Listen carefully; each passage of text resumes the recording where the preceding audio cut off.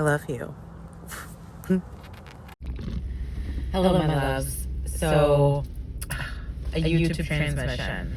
I actually had planned on doing this in a whole other situation, but got in my vibe, as I often do, because sometimes I enjoy going for a deep therapeutic ride because it's something that clears my mind.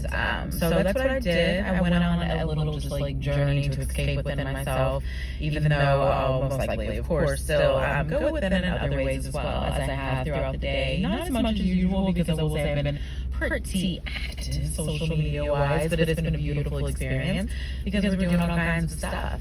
And I just want to touch on something that I feel of matter to be.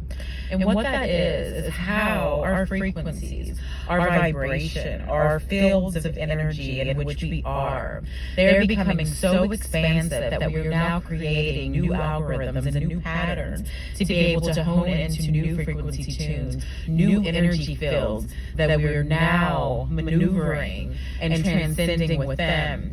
And one of the things that I really want to bring into a topic here, my loves, is the energy of the Rosicrucian.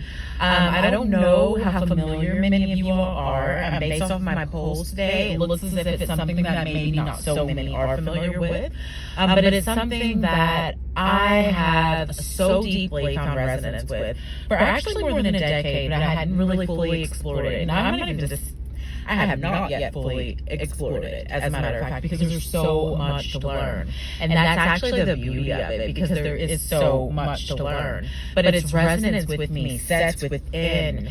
And a lot of it does have association with the Georgia Guidestones, which I am not sure, other than, like I said, my polls, because I have done some polls today. So a lot of people seem to be resonating with the Georgia Guidestones, the negative force, as an interaction of a lower vibrational field.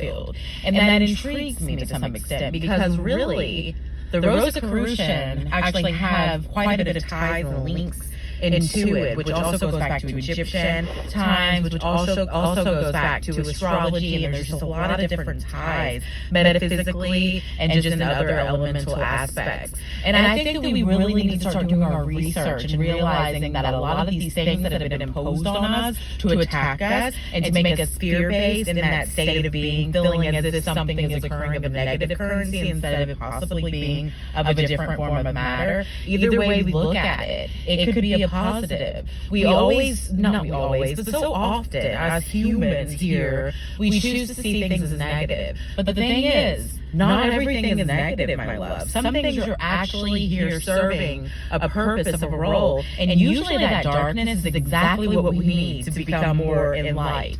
So with that being said, I really would love it if you all would check out some information on the Rosicrucian, the Guidestones, which I was actually led to, which is really intriguing, back on August 22nd of 2020. Something inside me resonated with my being, and it was like, go here. And it's so interesting because as I correlate it now even more to the Rosicrucian, and the rose is actually the symbol. It's like a cross with the rose inside of it, which is interesting too, the symbolism of it. But it's so funny because like a day or two, maybe 3 days before, I think it was 3 days to be exact, before I had this rose petal, and I don't know why, but I just pulled it off because I had bought myself roses even that day. But I pulled it off and I just set it on my desk, and then, because I was working, so I give myself gifts often, because I'm like the best spouse ever, by the way. I buy myself flowers, I treat myself to lunch and dinners, and go on dates. But anyways, that's besides the point. Self-love, yes, we love each other. Me to myself, my higher self. But anyway, so I had taken a picture of this rose petal, and then all of a sudden, divinely called to go to Georgia Guidestones, do energy clearing. I went there, meditated, did beautiful energy work. There were beads all over this time capsule that was there. I was so intrigued by it. I got all these people from different cultures together, all standing around this thing, talking about how we would come back and open it sometime. I felt such resonance with that, and I've been embedding the frequency code of the Georgia Guidestones since I went there. And I've questioned, okay, so what is the message? What is the message? What is the message? And it kept resonating within me. It's not a negative. It's not a negative chart. It's not a negative. Set with it. Own it. Let it come to you. Last night I was sleeping, shit start coming to me, loves. Shit start coming to me. And right now, I'm not touching on it fully because it is a dark matter to some, which I see darkness and light as equivalent, but to some they do not. So I'm going to actually wait until we get to the mental state to prepare ourselves on this one. But with that being said, a lot of this stuff, the energy fields are not of resonance. The new world order, the way it's been defined to us, and the structure that this timeline that many say is an illusion now. It's an illusion now because the negativity has been taken out, and it's a whole different timeline, but it's still the same formulation of its matter, if that makes any sense. But what I am actually hoping to do now, more than anything, because of the resonance that's coming into me so heavily with the guide stones now, because it's been over a decade. This has been back and forth, a pull, like learn more, do this, more. But anyway, so I'm really wanting to plan an event to where we can gather there on December 21st, 2020. However many can. I'm actually going to do my natal chart on it, probably after this. Because I want to just like discover every detail first before everything gets set in stone, guide stones. But anyway, so I would love to be able to go there and do a group meditation, and a very intense, deep meditation. And there's so much involved. The alignments at this place, astrologically, the encodings. It's almost like our modern day 10 Commandments, which could to some be bothersome because of the whole 500 million people thing. But look at this world. I'm just going to leave it at that.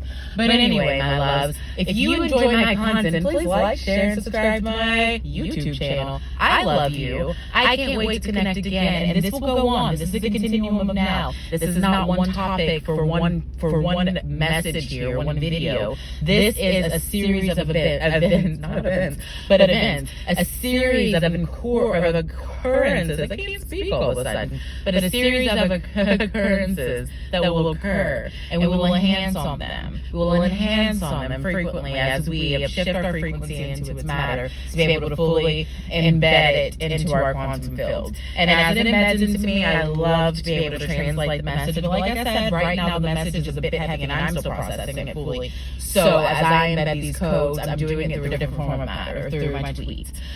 So if you would like to, look a little bit below here, and you'll see my links to my different pieces of me scattered all over lines, all over the webs of the webbings of the interweb and woven internet. But check them out, because I am there, I am here, and I'm a little bit of everywhere. I'm also in quantum fields. So check them out. I love you. I love you. And I love you. I hope you have a beautiful momentum of now. I can't talk, my love. A YouTube transmission. I love you. Talk soon.